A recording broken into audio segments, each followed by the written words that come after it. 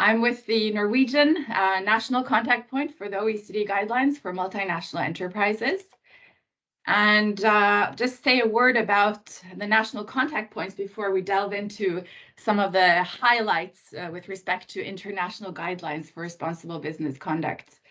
So national contact points are in OECD countries and also other countries that have decided to or committed to adhere to the OECD guidelines for multinational enterprises. And we essentially have three duties. It's to promote the OECD guidelines among enterprises, and it's also to handle specific instances where organizations or others allege that a company has failed to follow the recommendations in the OECD guidelines. And then thirdly, to cooperate with national contact points in other countries. So as of today, we have 50 countries that have national contact points. I think there's at least one in Japan, but we'll be focusing a bit on the Norwegian national contact point towards the end of this presentation. International guidelines for responsible business conduct. As Katrin said, these are guidelines and expectations that have been around for quite a while. 2011 was really a watershed, a formative year. That's when the UN adopted the guiding principles for business and human rights. These had been long-standing discussions. What is the responsibility of companies when it comes to human rights? Of course, governments are charged to protect human rights, but the UN guiding principles affirm that companies also have duties. Companies have a duty to respect human rights, to do no harm, essentially, to fundamental human rights in relation to their own operations and also business relationships. Then we have the OECD guidelines for multinational enterprises. They have been around since 1976, but they were updated crucially in 2011 in line with the UN guiding principles for business and human rights. And at the very core of these international guidelines, we have this expectation that companies should know and show that they do no harm to human rights, to society, to the environment. And the way they do this is by exercising due diligence in relation to own operations and their business relationships. The OECD guidelines for multinational enterprises are essentially recommendations from governments then to businesses, to multinational enterprises. And it's important to remember the overall goal here. The overall goal is that companies contribute to a sustainable development and that there is a sort of a level playing field across companies' operations globally. It's to sort of raise the bar, irrespective of how these issues are regulated, to raise the bar and an overall recommendations that companies contribute to sustainable development. These are the most comprehensive guidelines for responsible business conduct. As you'll see here, they cover 9 areas. So there are recommendations not only when it comes to human rights and decent working conditions, but also when it comes to environment, to consumer interests, to taxation and anti-corruption. But the focus here then today is the recommendations on human rights and working conditions, employment and industrial relations, chapters 4 and 5 in the OECD guidelines. These are the areas that are also at the heart then of the Transparency Act. So here we have, as Katrin said, at the heart of the Act is this requirement that enterprises shall carry out due diligence in accordance with the OECD guidelines for multinational enterprises.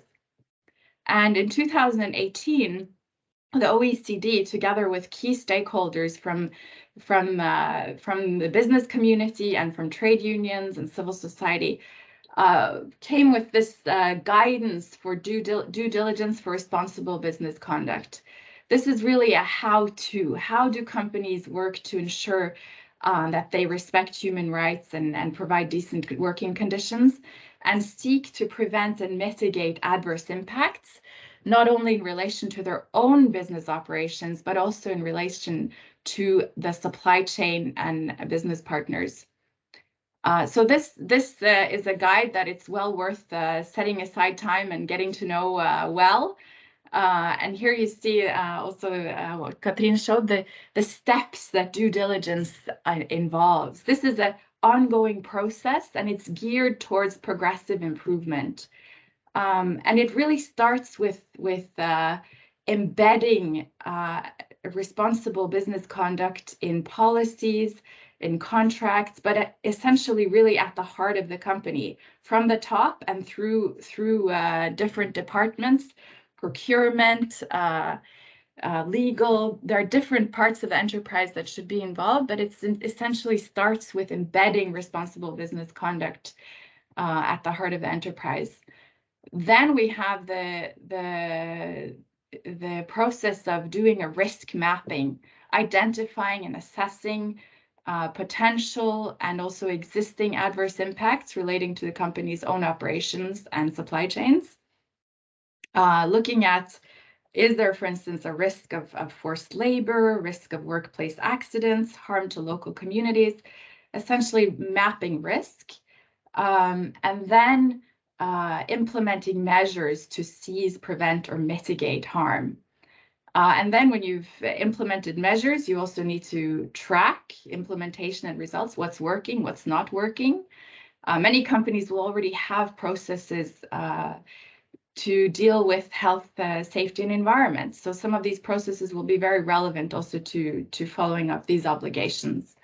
And then we have the duty to communicate how adverse impacts are addressed, and then providing for or cooperating in remediation where appropriate. So where there is harm, maybe there's a need to apologize or to provide some form of compensation to individuals or communities that have been adversely impacted.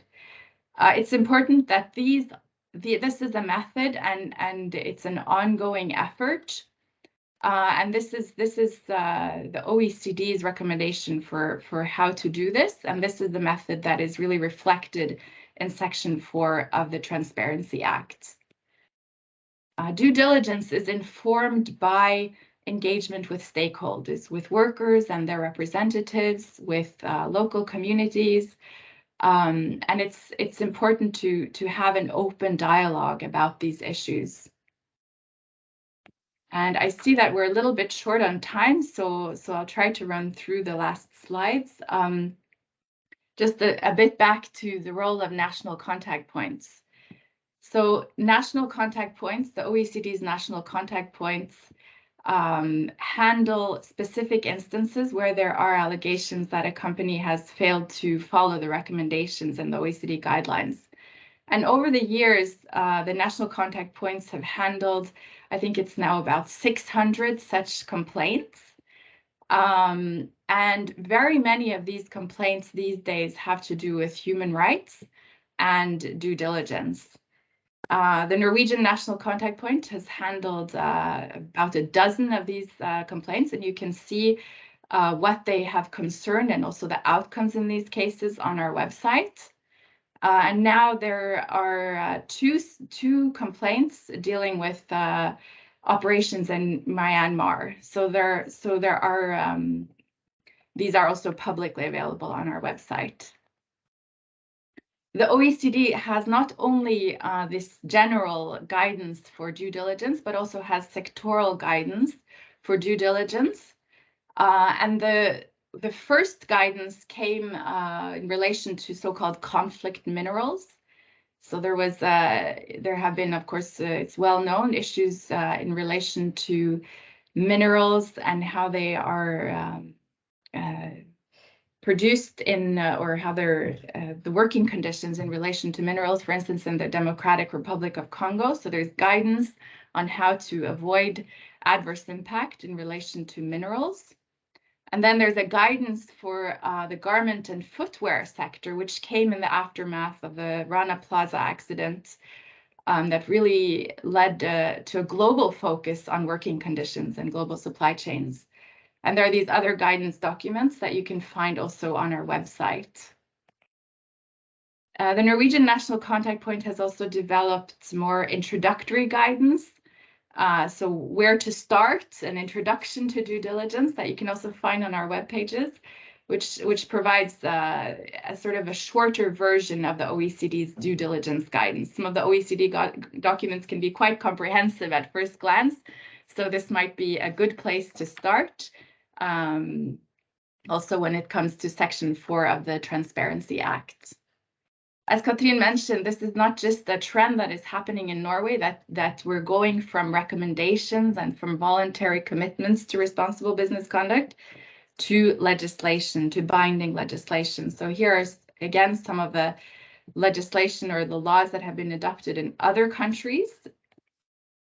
And then crucially, we have the EU, which is really a driving force when it comes to sustainable development, and also a very important agenda in the financial sector, sustainable finance. The EU's action plan for sustainable finance is being followed up through various regulations, not least the taxonomy for sustainable finance. Also, the taxonomy mentions the OECD guidelines for multinational enterprises as part of the social duty when it comes to sustainable finance.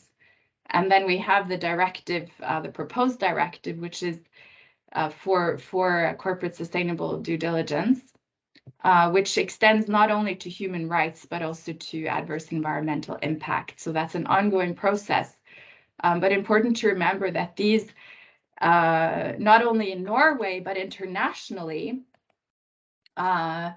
we are moving beyond mandatory reporting and corporate sustainability to mandatory due diligence with respect to human rights and decent work.